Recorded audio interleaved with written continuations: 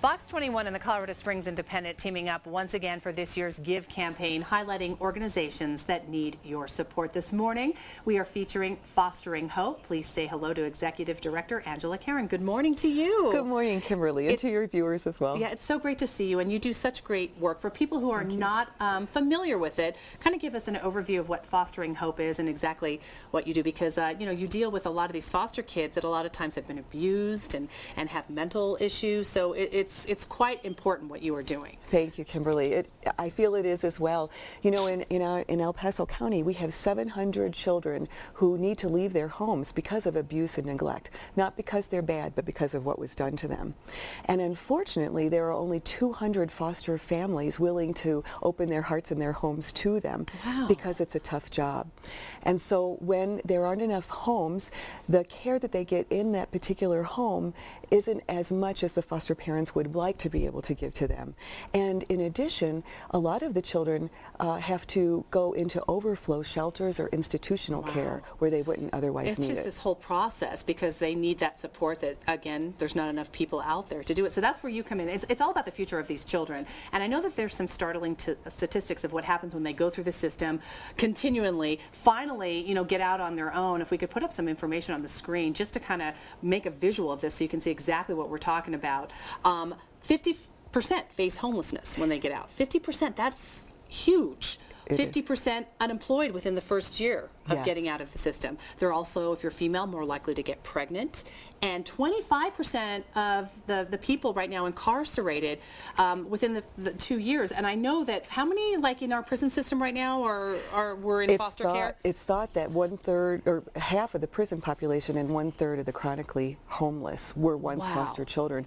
And the real reason is because it's very hard for those kids to make connections with caring, trustworthy adults. Especially when they move around a lot, too. Exactly. And that's where our teams come in. Right. You support the foster parents, right? So tell us what you do for them.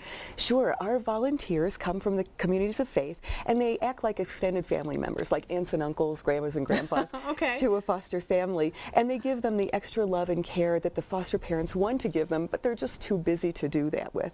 And as the kids grow up, then they learn that instead of adults being a threat to them, they can actually be a resource, which then lays the roots of being able to trust, to learn, to plan, to develop, and to be a productive member of society. I know you have a couple of foster parents within your system. One family that adopted 5 siblings all at once. They were able to take them all in. I'm sure you were very instrumental in helping them out. Also another that cares for ill and severely disabled children. So of course people like that who have such a big heart need the support from people like you, right? They do. It's hard work, and it's easy to burn out, but they want to keep going, and our teams really help them keep going. So how can the community support what you do? What do you need?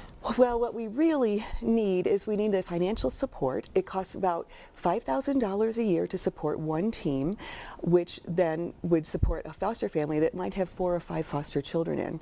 And if you think about it, Kimberly, that's a pretty good return on investment. Yes. Because if we don't do this, it costs about $65,000 a year to incarcerate someone, $85,000 to go into institutional care. So it's about now and about the future as well. Exactly.